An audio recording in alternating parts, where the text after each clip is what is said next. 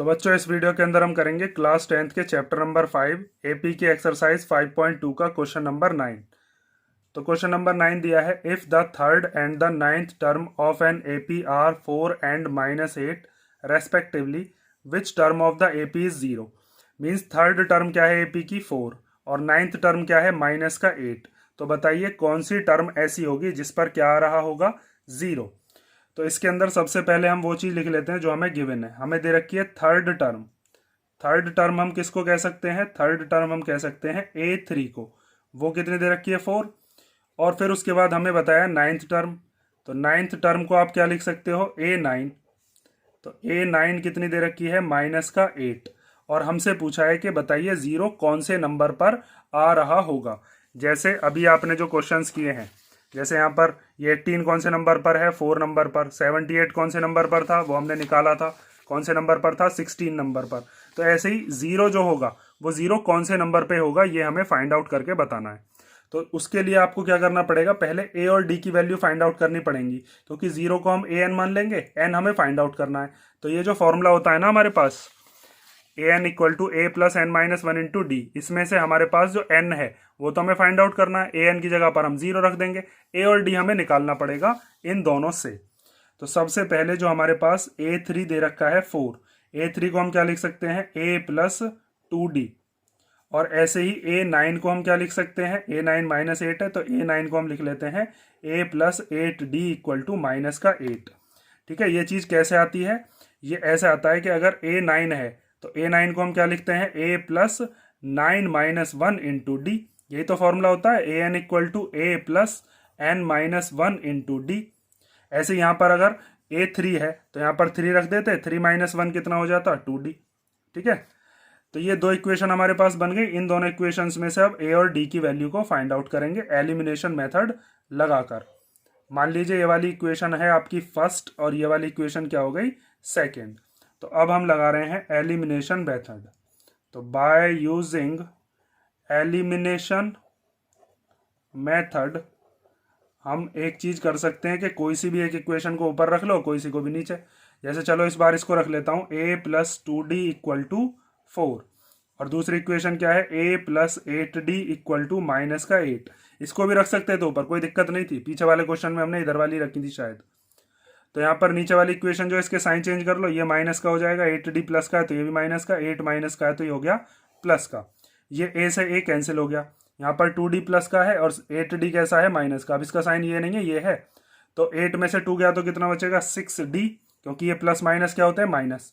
और साइन लगेगा बड़ी डिजिट का। बड़ी डिजिट क्या है? 8, उसका ए का साइन लगा दो माइनस। ये 4 भी प्लस का, 8 भी प्लस का, तो 4 और 8 कितना हो गया? 12। तो डी की वैल्यू आ जाएगी 12 अपॉन माइनस 6। 6 से कैंसिल हो गया 2 बार। तो डी की वैल्यू कितनी आ गई? माइनस का 2। अब ये जो डी की वैल्यू है इसको या तो फर्स्ट में पुट कर दो या सेकंड में पुट कर दो, जिसमें आपका मन कर रहा हो। तो सबसे पहले अब हम पुट करते हैं वैल्यू ऑफ डी। तो put the value of D in equation number first. तो फर्स्ट इक्वेशन क्या थी? a plus 2D equal to 4। A को ऐसी रख लो, 2 भी ऐसी रख लेते हैं। डी की जगह पर क्या रख देंगे? माइनस का 2 और इक्वल टू में 4। अब उसके बाद ये 2 2 जा कितना हो जाएगा? 4। और ये प्लस और माइनस मिलकर माइनस इक्वल टू में 4। ये माइनस का 4 जब इधर आएगा तो कैसा हो जाएगा? प्लस का 4। और 4 कितने हो गए हमारे पास? 8। इसका मतलब a की वैल्यू 8 है और d की वैल्यू -2 है।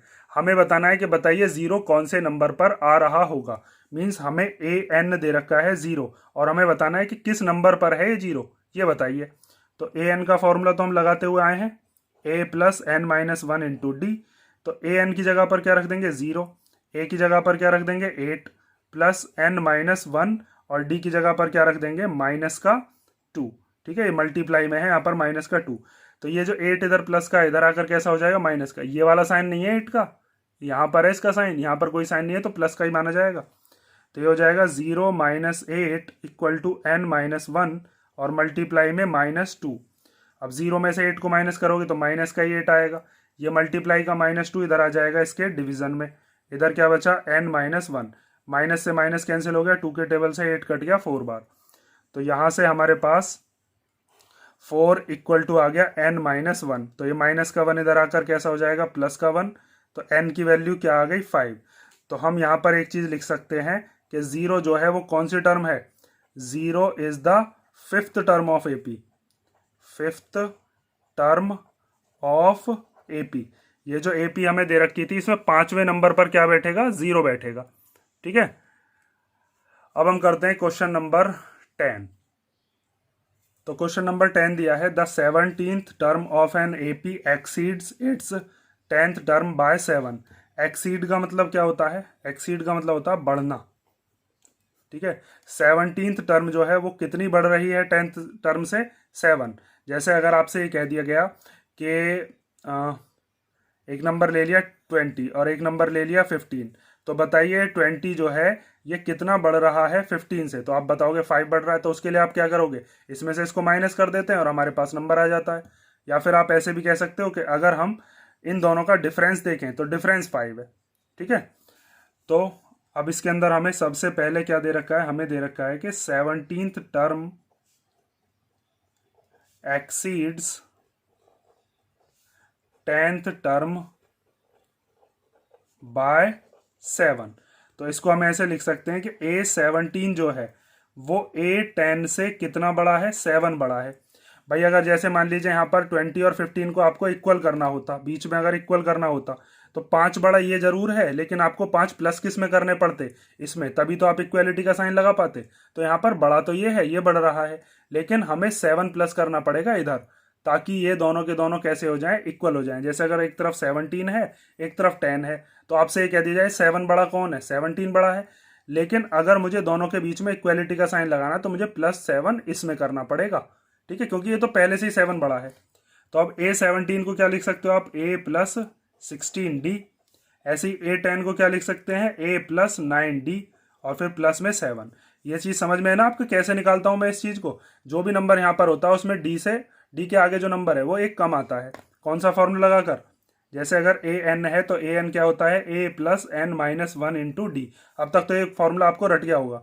तो n की जगह पर क्या रख देते हैं, जैसे A17 है तो A+n की जगह पर क्या रख देते हैं हम, 17-1 इंटू डी।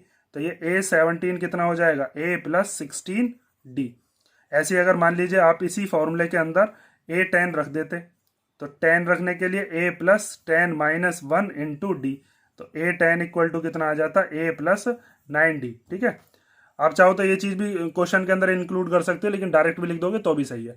अब हम क्या करते हैं, ये A और D को इधर ले आते हैं, क्योंकि मुझे दिख रहा है A तो कैंसिल हो ही जाएगा और हमें कॉमन डिफरेंस ही फाइंड आउट करना था। तो A+16D, ये A इधर आ गया माइनस का, ये 9D भी इधर आकर माइनस का, और इक्वल टू में क्या बचा, बस 7। ये A प्लस का ये A माइनस का कैंसिल हो गए। 16D में से 9D गया तो कितना बचा, 7D, और इक्वल टू में क्या है, 7। ये जो 7 इधर D के मल्टीप्लीकेशन में इधर आ जाएगा डिवीजन में, तो ये आ गया 7/7। 7 से 7 कैंसिल हो गया 1 बार, तो D की वैल्यू कितनी आ गई, 1। और हमें D की वैल्यू ही फाइंड आउट करके बतानी थी, और कुछ पूछा ही नहीं है। तो ये हो गया आपका क्वेश्चन नंबर 10, और नेक्स्ट वीडियोज़ में हम देखेंगे इसकी जो भी नेक्स्ट क्वेश्चंस हैं। और अगर इन क्वेश्चंस में कोई डाउट हो या आपसे पहले वाले किसी भी क्वेश्चन में कोई डाउट हो तो कमेंट करके पूछ लेना।